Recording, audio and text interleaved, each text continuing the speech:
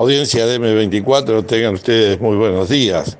Como ya habíamos anunciado en las semanas anteriores, 23 y 30, vísperas de nuestras fiestas, no estaremos en forma presencial, pero sí Caminante Radio estará reproduciendo dos programas que nos parece muy importantes, que fue la evaluación de lo que ha sido el 27º Congreso de nuestra NASPO.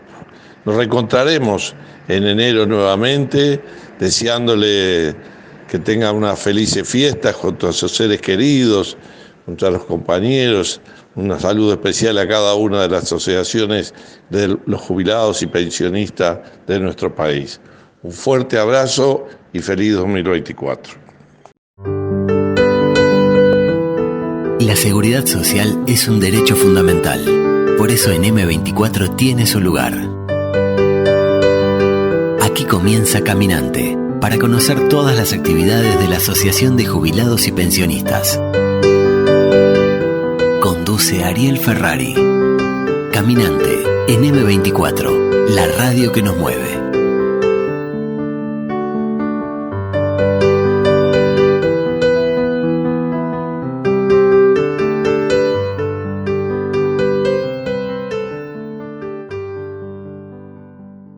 En ANDA desde hace 90 años nos importa estar donde realmente importa estar. Te impulsamos a concretar tus proyectos y estuvimos cuando las cosas no salieron como las planeaste. También cuando quisiste festejar a lo grande, aunque digan que ya estás grande. Es que desde hace 90 años, en cada proyecto, en cada cambio y celebración, ANDA está, dando acceso a préstamos con la tasa más conveniente para brindar más y mejores oportunidades a todos sus socios. En todo lo que importa, ANDA está y seguirá estando.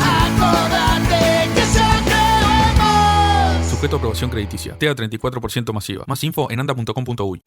El tiempo enseña. Por eso en Alcance, con el pasar de los años, hemos aprendido que la prevención y el cuidado son lo primero. Por eso los socios y nuevos socios que sean jubilados y cobren a través del BPS cuentan con una bonificación especial en la cuota contratando nuestros planes individuales, tradicional y premium. Y para mayor seguridad y tranquilidad, la cuota se debitará automáticamente de la jubilación. Si necesitas más información, llama al 0800 2902. Alcance, servicio de compañía. Amamos cuidarte. Hola, desde Cucha te queremos invitar a que formes parte de nuestra comunidad en YouTube. Cucha TV es nuestro canal de comunicación que te hará conocer de primera mano todas las novedades de tu compañía amiga. Suscríbete y hacé como miles de uruguayos que ya integran la gran familia de Cucha TV. Cucha, siempre iremos contigo.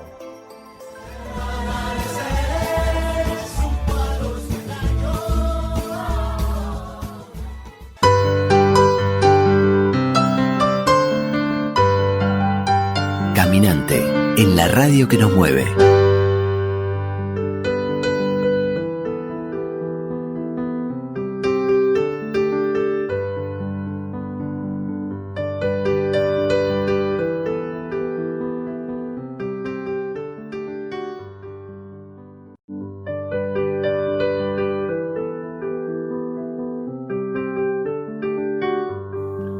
Audiencia de M24, tengan ustedes muy buenos días.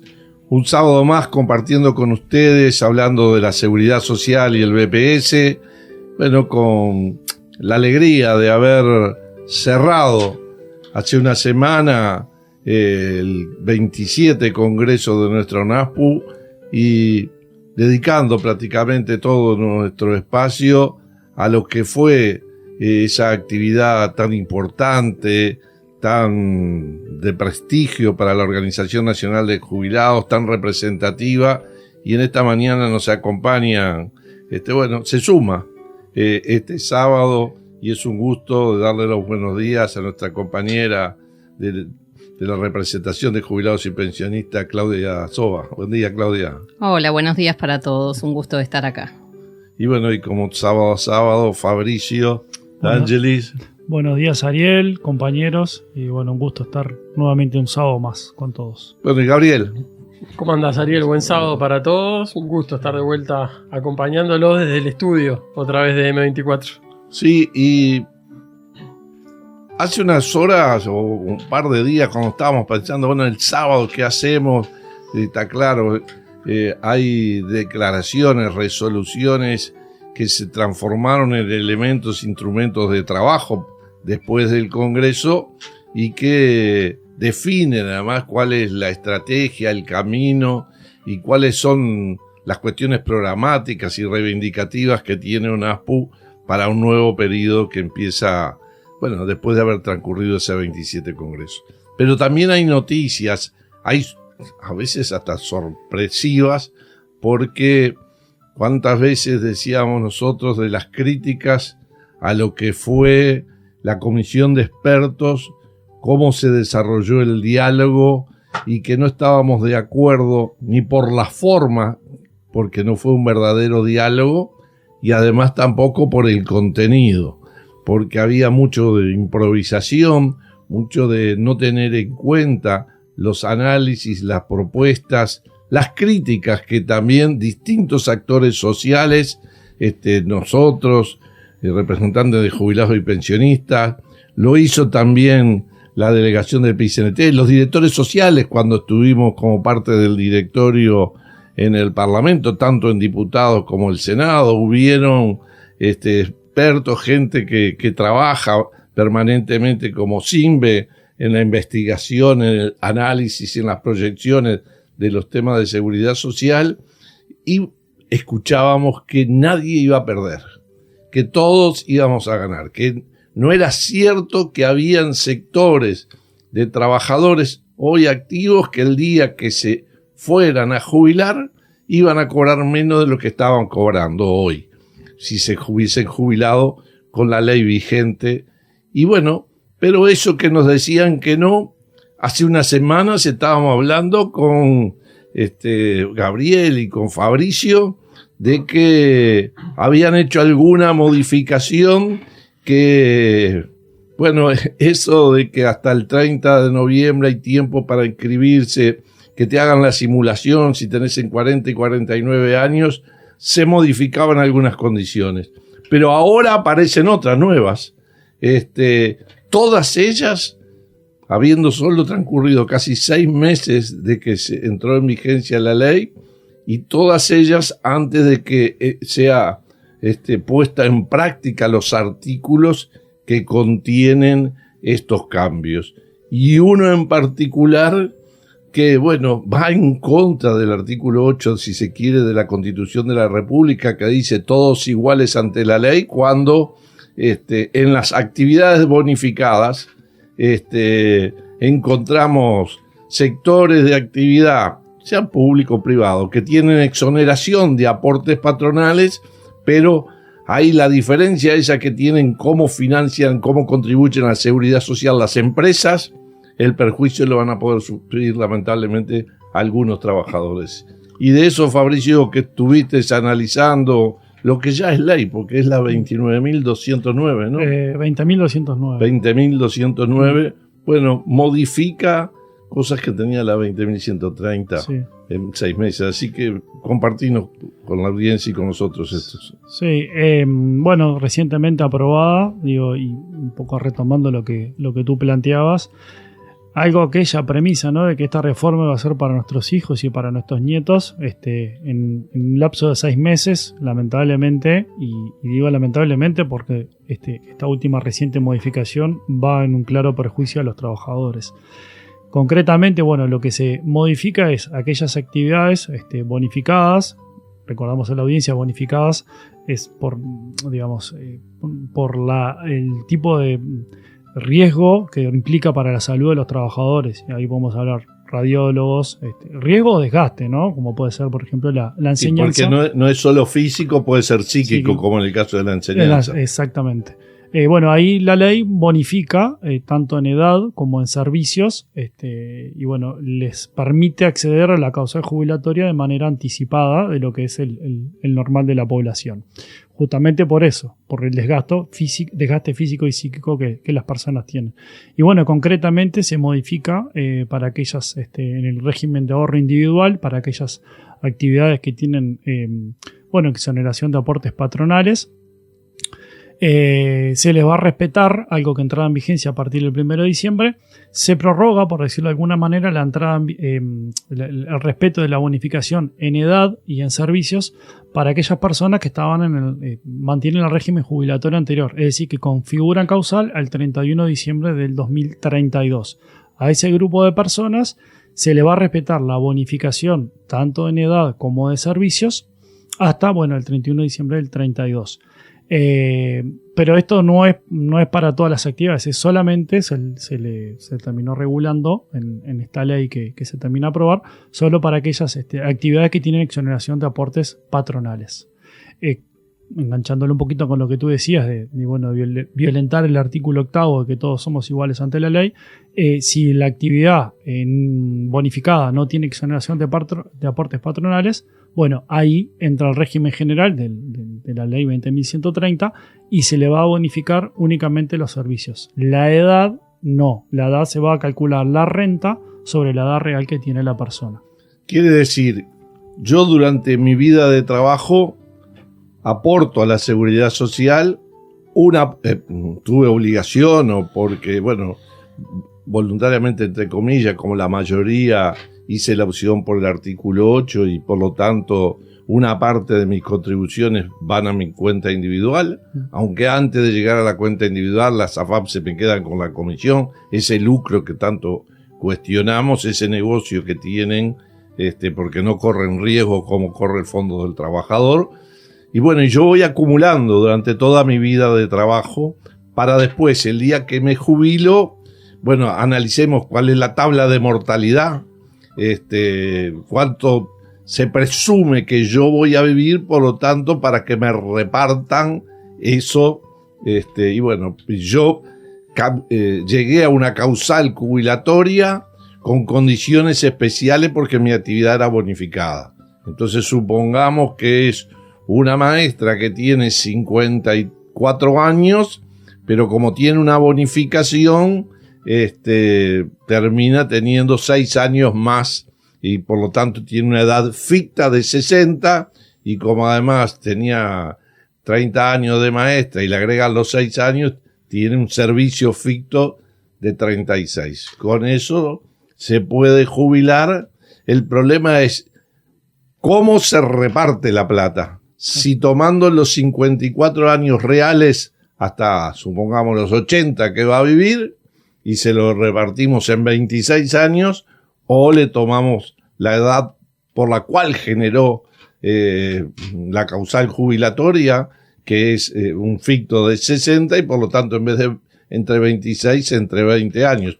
Y ahí es donde se afecta el derecho en el pilar de ahorro individual. Hay todavía un relator muy famoso que siempre decía que la capacidad de asombro no tiene límite. En este caso es una frase que le calza tal cual a esta propuesta porque continúa en la línea de desvirtuar el proyecto original, que era un mal proyecto, valga la redundancia, porque incluía un empeoramiento de las condiciones para muchísimos trabajadores en un tema que fue para adelante y para atrás, porque en una primera versión tenía un tratamiento la bonificación, después se corrigió, después se volvió a modificar, todo esto en la discusión parlamentaria. Es decir, era un tema que ya estaba sobre la mesa, sobre el que se había advertido, sobre el que las distintas delegaciones que fueron a las comisiones especiales en el Senado y en diputados advirtieron que lo pusieron sobre la mesa, que se votó como se terminó planteando al final, y 6 meses más tarde básicamente las mismas personas proponen dar vuelta a esa discusión y modificar un artículo que estaba puesto, se supone, como con un criterio armónico de la dirección que tenía la ley. Esta es la famosa agua en la leche de la que tanto se hablaba, y que se le sigue agregando al proyecto, alejándolo de cada vez más de lo que nosotros entendemos que tiene que ser esa discusión con diálogo, abierta, participativa, y no sobre la chicharra, como quien dice, porque el proyecto se termina aprobando al límite del periodo que tenían para promulgar la ley por una disposición legal, digamos que no se puede en año electoral modificar. Año electoral. Entonces se termina aprobando prácticamente entre gallos y medias noches. Sí, pero además recordamos a la audiencia también que esta disposición legal que de alguna manera bonificaba años y servicios es producto de un diálogo, porque esta ley, la 19.162, nace producto del diálogo, del intercambio de los distintos partidos políticos, y de alguna manera es reconocer algo, digamos, que es en beneficio de las personas, porque si esto, para que la gente lo entienda, si yo tengo que dividir La Plata, no es lo mismo dividir 100 entre 20 años que dividir 100 entre 25, porque el monto mensual me va a dar menor. No me quiero meter en el terreno de Gabriel, pero para que la audiencia lo entienda. Entonces, lamentablemente, con esta modificación legal que deroga esta bonificación de años y de servicios, y que que entra a regir a partir del 1 de diciembre, salvo para este colectivo de trabajadores que tienen exoneración de aportes patronales, al principio de igualdad ante la ley, lamentablemente en dos casos iguales van a haber situaciones diferentes, ¿no? Sí, porque la ley había dispuesto que como a mí me van a reconocer años que no trabajé porque precisan retirarme del riesgo en forma anticipada, eso es la actividad bonificada, como decía al inicio Fabricio, bueno, yo en mi cuenta individual iba a tener plata que aporté 24 años que me iban a valer por 28 o 30, pero el dinero no iba a estar de 28 o de 30 años. Entonces la normativa había dicho que las empresas que tienen actividades bonificadas deberían aportar un plus. Que ese plus era en el monto en relación a la bonificación que se tiene, porque, por ejemplo, una maestra rural cada 2 años tiene uno más de trabajo y de edad, se le agrega, pero si es una escuela en una ciudad, una escuela común, normal, tiene 3 por 4, si trabaja 3 le valen por 4, y así seguimos en todos los niveles de la educación. ¿Cuál es el problema? Que cuestionaron las empresas hace muchos años que tenían bonificación y no hacían aportes patronales, y el Tribunal del Contencioso Administrativo entendió que ese plus también era parte de las contribuciones de la Seguridad Social y por lo tanto no deberían pagar. Entonces, los trabajadores tienen menos capital en su cuenta al no haber ese plus, y acá el tema. Quien aporta porque no está exonerado y trabaja en la escuela pública, y la escuela pública no tiene exoneración, le tomamos la edad real.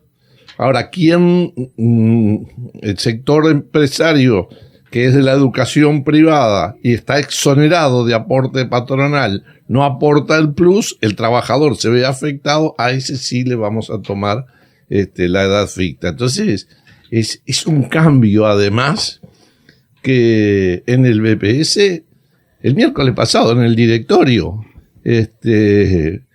comentábamos y los servicios informaban, en definitiva, que es la tercera vez que empezamos a hacer el nuevo simulador que deberíamos estar usando en diciembre, para ver si los cuarentones, aquellos que se registraron, el plazo es el 30 de noviembre, que se tiene plazo, para que le hagan una simulación, a ver qué me conviene más, quedarme en el sistema mixto o volver para el sistema privado, porque tengo entre 40 y 49 años. Eso también en la ley 19.162 que hablaba Fabricio, pero que desapareció de alguna forma en la 20.130 el 1 de diciembre. Pero ese colectivo lo puede hacer.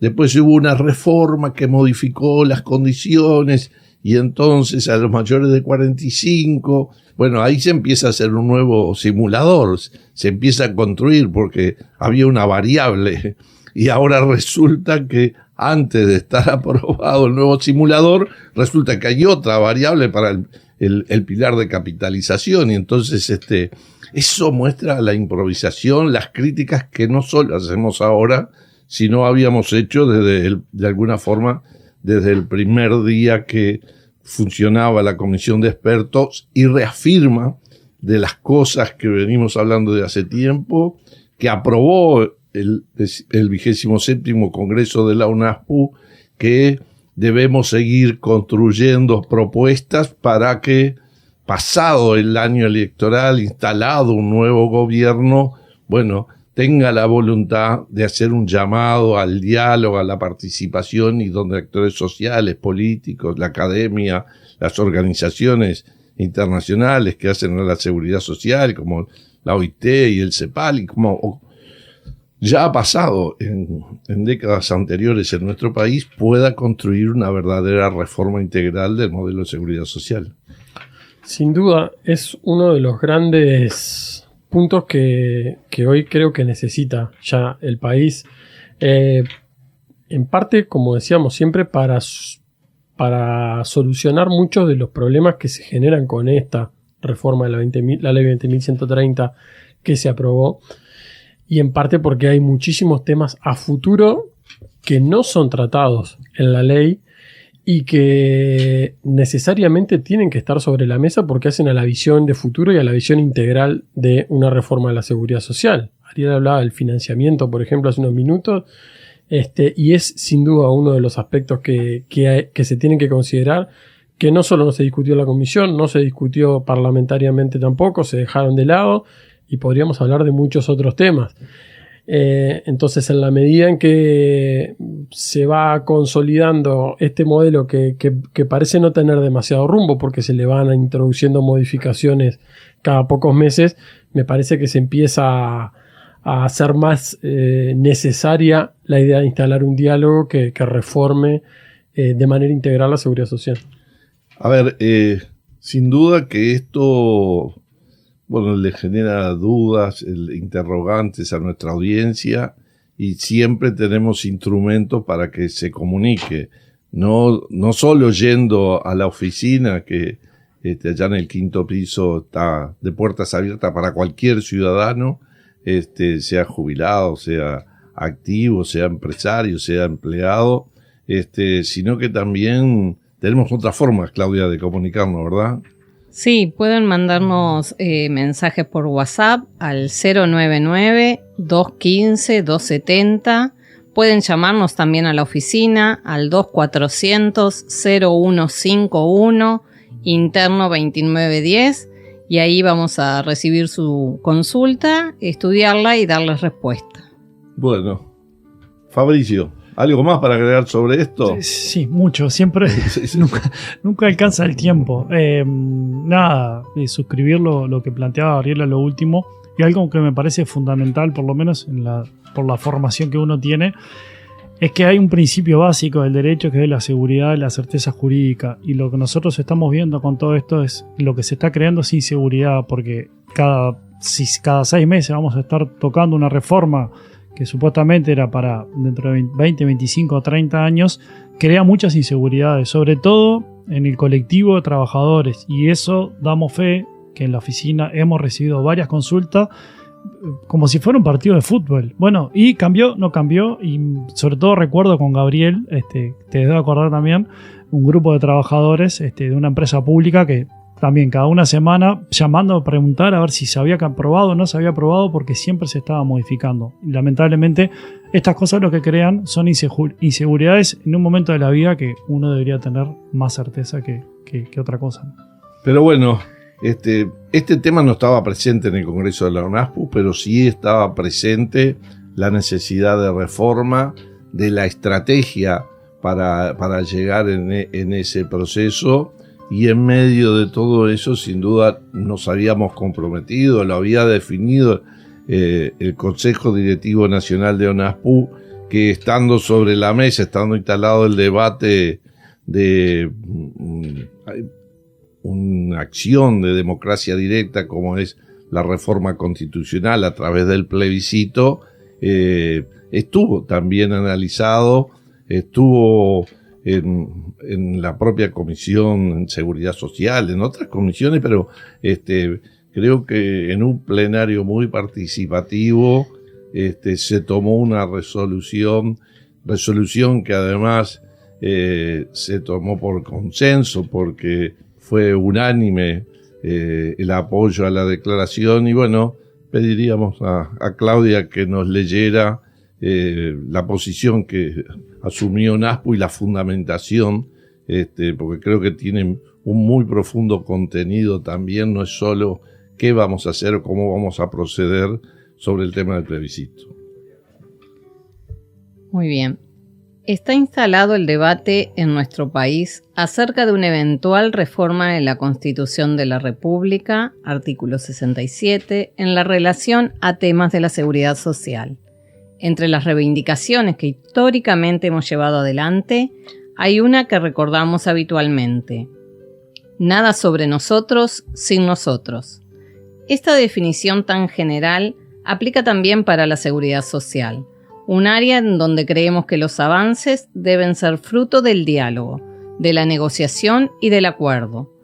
Apostamos por este camino sin movernos un ápice de nuestras convicciones. Es histórico, pero con absoluta vigencia, nuestro reclamo de una seguridad social sin fines de lucro, un sistema alejado del mal diseño que hoy tiene a las AFAPs como falso paradigma de la eficiencia.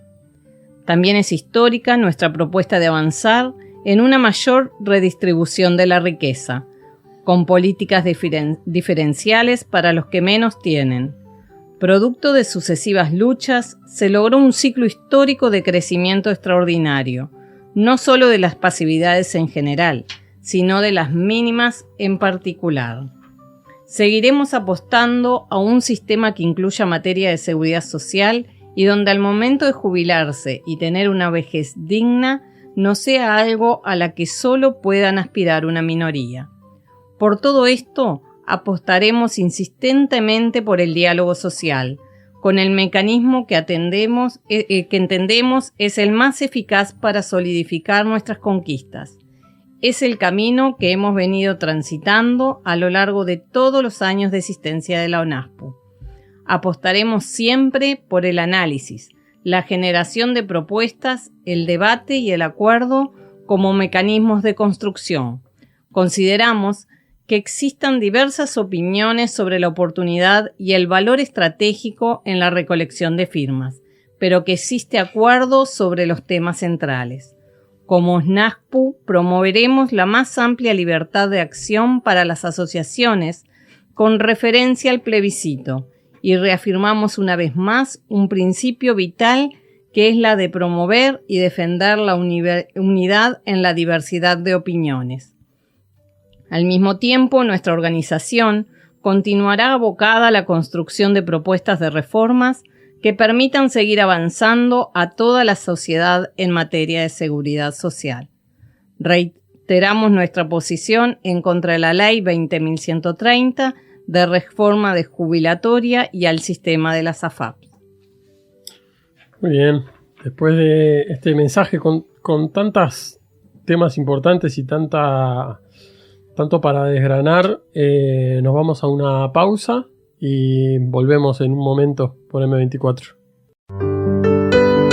Estás escuchando Caminante en M24. Nuevamente estamos con ustedes y recuerden, nos pueden escuchar en M24 acá al sur de nuestro país, en 102.5 FM en el este para Maldonado, para el oeste en Claridad FM en Colonia, o en internet en m24.com.uy. Y reiteramos, como Claudia hoy nos decía, el WhatsApp que nuestra oficina tiene a disposición de todo el ciudadano que crea que nuestra representación puede encontrar respuesta a una duda, a una consulta. Con mucho gusto, el 099-215-270 está las 24 horas a disposición, recuerden, pero solo nos pueden grabar o pueden escribirnos WhatsApp. No se reciben llamadas y no se reciben mensajes que no sean de WhatsApp.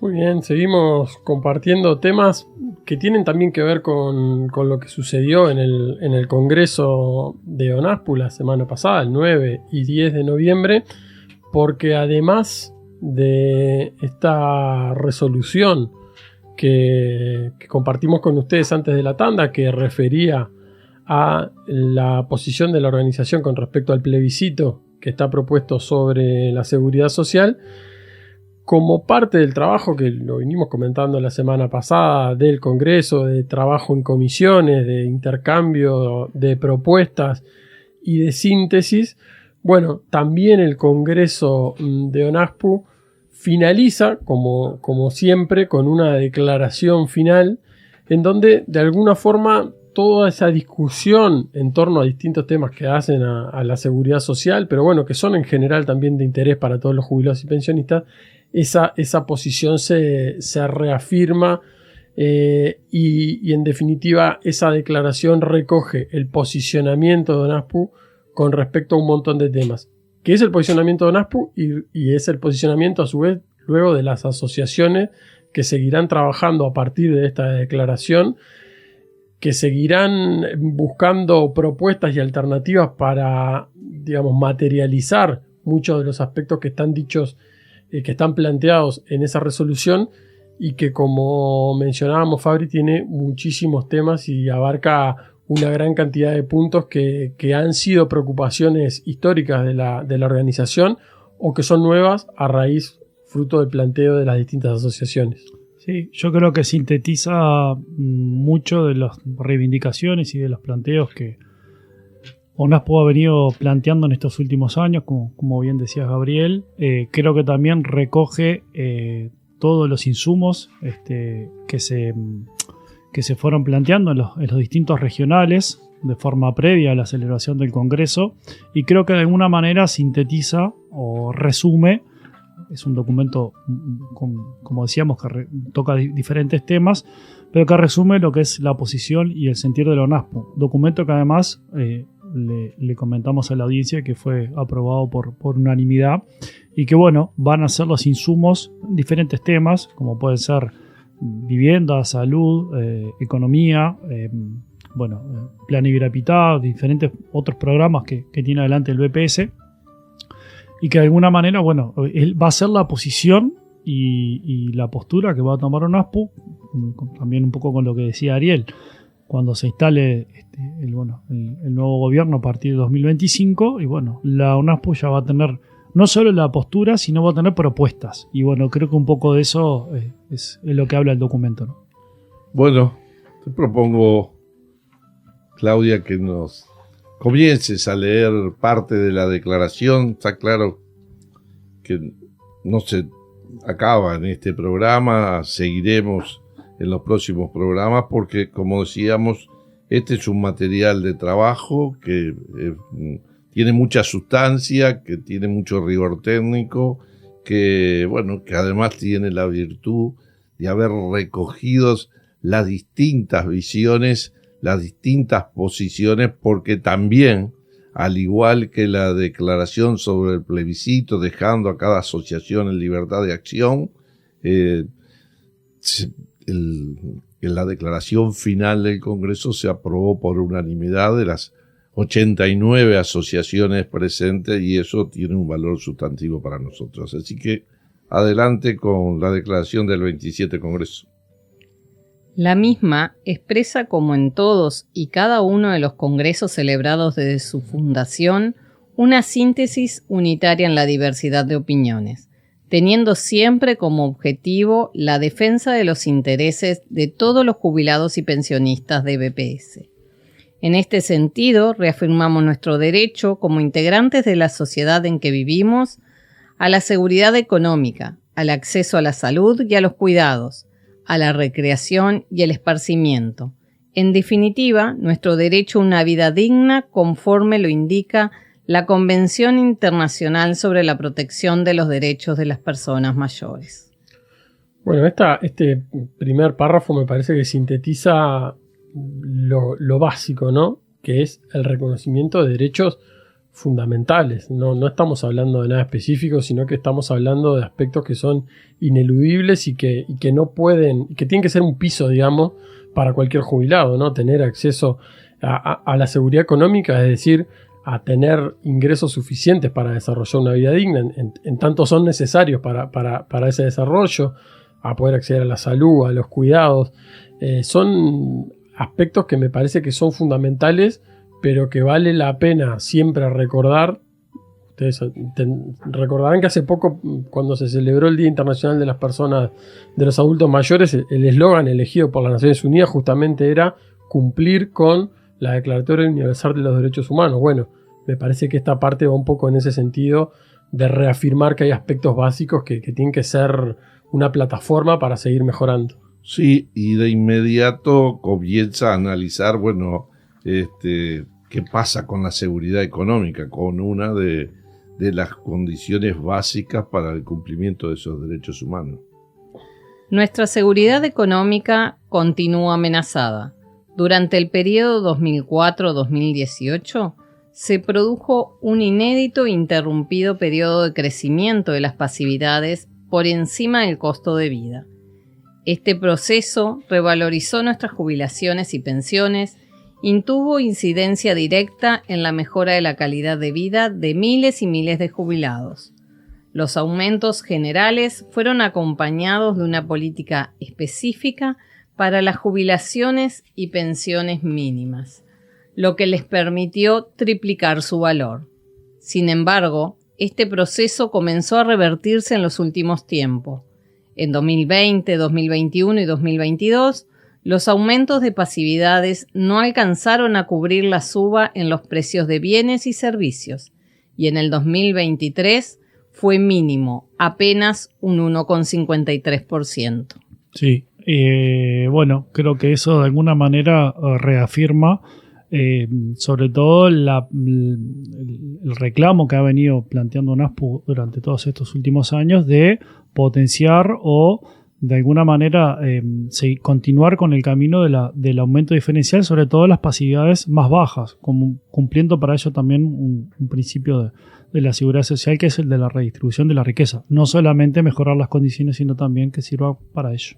Sí, acá estando próximo al 1 de enero, donde habrá un ajuste y se empieza o se insiste en lo que el gobierno ha dicho de que se va a recuperar el salario y por lo tanto, atado a lo que es el índice medio de salario, van a recuperar las jubilaciones y las pensiones, el nivel de compra que teníamos en el 2019, es posible que los ajustes futuros ayuden a tener la misma capacidad de compra que teníamos en el 2019, que no quiere decir que recuperemos lo que teníamos en el 2019, porque lo que fuimos perdiendo, como muy bien dice la declaración, en el 2020, en el 2021, en el 2022, los aumentos de las pasividades no alcanzaron a cubrir la suba de precios de bienes y consumos, y en este 2023 apenas la recuperación fue de 1,53. Creo que por más que el ajuste del 1 de enero sea por encima del IPC, no será la recuperación, será volver paulatinamente a una situación que se tenía, pero lo que dejamos de comprar en el 20, en el 21, en el 22, no lo vamos a comprar. Y por otro lado, cuando nosotros confiamos, lo decimos siempre, en los datos del Instituto Nacional de Estadística, pero recordemos que, como bien dice la declaración, la canasta se construye con bienes y servicios. Y hay algunos bienes que son los que, y en particular los que menos ingresos tiene, que más consumo, como son las frutas, las verduras, el gas, la electricidad, esos están subiendo mucho más que lo que sube promedialmente el IPC. Por lo tanto, estemos alerta como sigue diciendo la declaración final de nuestro Congreso. Por otra parte, en 2021, 2022, 2023 y recientemente por el decreto 294 del 2023 para el ejercicio 2024, se modificó la política de aumento a las pasividades mínimas, pasando a un esquema de adelantos de los ajustes generales previsto en el artículo 67 de la Constitución Nacional. Como resultado, el valor mínimo de las pasividades permanece congelado, medido en BPC desde julio del 2020. Estos recortes y ahorros son los que le han permitido al gobierno contener el gasto y moderar el déficit fiscal, producto de una reducción del gasto público en remuneraciones, jubilaciones y pensiones.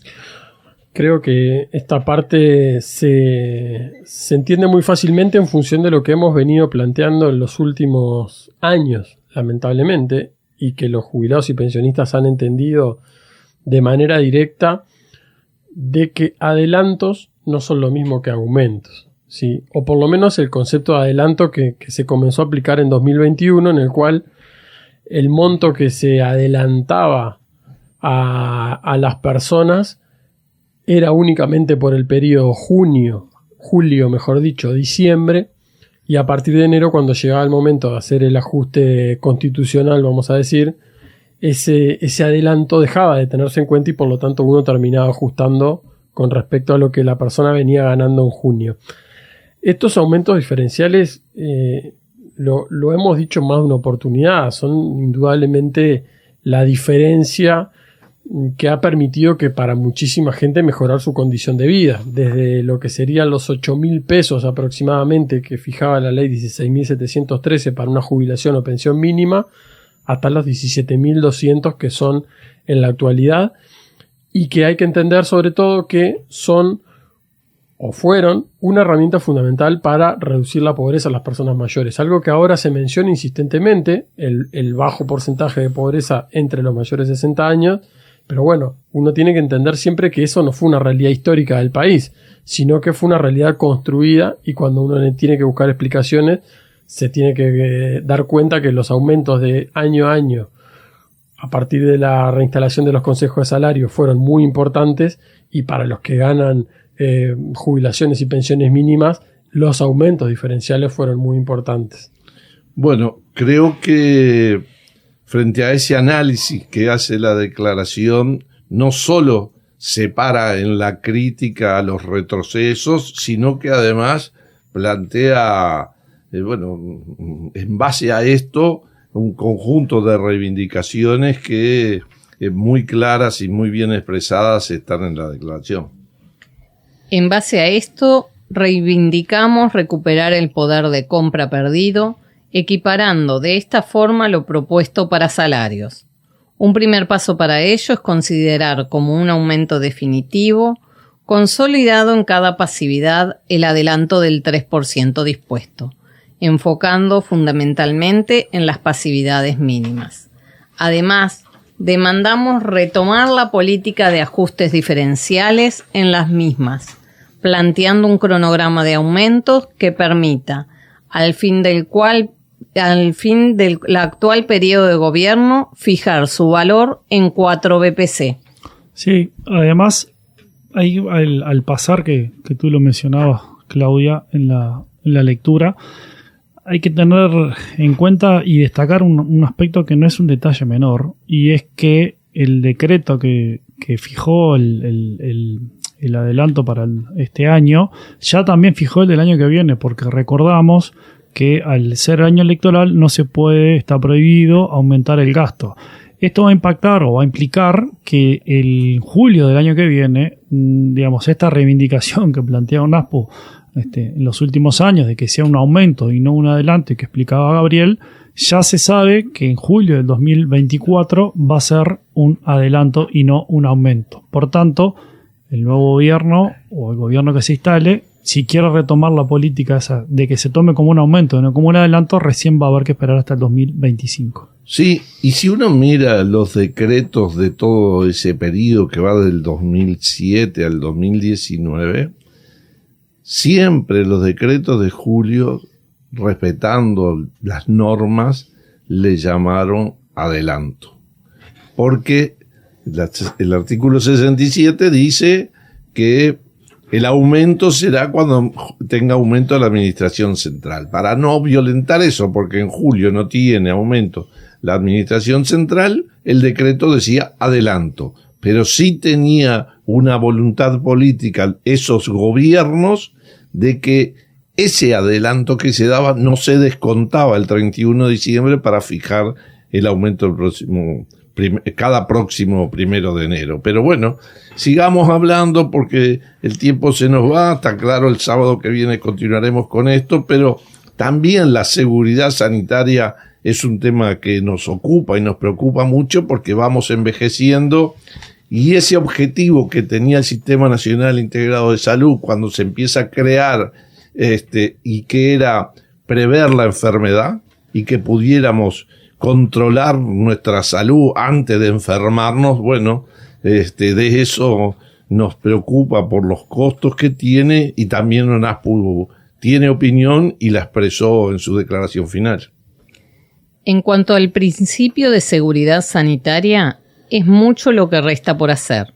En base al esfuerzo y la constancia de nuestra representación en el reclamo, hemos logrado reactivar el programa Operación Milagro, aunque sin la fluidez con la que funcionaba hasta la llegada de la pandemia del COVID-19. Si bien reconocemos que durante el 2023 se retomaron acciones tendientes a volver a funcionar este programa, no lo fue con la profundidad y alcances que tenía previo a la pandemia. Por ello, es necesario que las asociaciones de jubilados y pensionistas vuelvan a ser el corazón de las pesquisas oftalmológicas, lideradas por las brigadas de médicos cubanos, tanto para los usuarios de ACE como del sistema privado. Por otro lado, es necesario profundizar la gran herramienta que implica la creación del Sistema Nacional Integrado de Salud en el 2007. No alcanza solo con la incorporación de nuestro colectivo, sino que hace falta una guía rectora que asegure el acceso a la salud como un derecho y no como un privilegio. En este sentido, los jubilados y pensionistas enfrentamos barreras económicas para cubrir los costos de órdenes, estudios y medicamentos, al encontrarnos en dificultades para el real y efectivo acceso a la atención médica.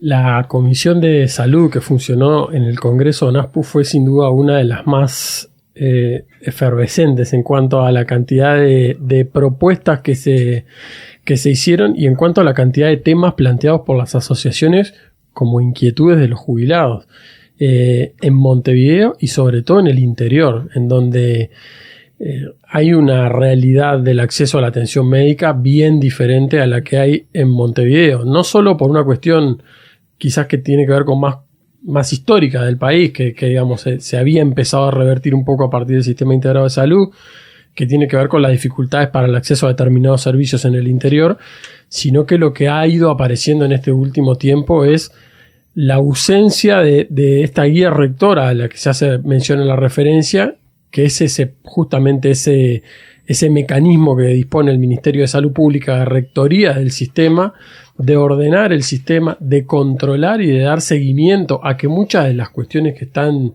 escritas se cumplan, ¿sí? Que los prestadores cumplan con la cantidad de días que pueden ser máximos de espera para asignar un turno en un médico, o las especialidades, o bueno, o muchos otros aspectos que tienen que ver. Por ejemplo, había alguna asociación que planteó que en los tratamientos crónicos, cuando lo lógico es que a una persona se le cobre un ticket y se le brinde el medicamento por todo el mes, en algunos prestadores estaban cobrando 2 tickets porque se dan medicamentos solo por 15 días. Esas son cuestiones bien que tienen que ver con la rectoría, con el control y con la supervisión que le corresponde al ministerio, que en la medida en que no se ejerce perjudica directamente a las personas. Sí, un ejemplo vivo que puedo dar yo es que yo tomo una medicación que se fraccionó y ya no el blister es de 15, es de 14. Entonces, salvo en febrero, que dos paquetes me alcanzan, no el año que viene, que es bisiesto, pero los 28 días de febrero, pero bueno, ni pagando 2 tickets cubro el mes, y eso pasa. Por lo tanto, son de las cosas que, también afianzamos nuestro compromiso de los cambios de lo que debe ser. Por eso hablamos de una reforma integral de lo que tiene que ver con la seguridad social, con la protección social que incluye al sistema de salud.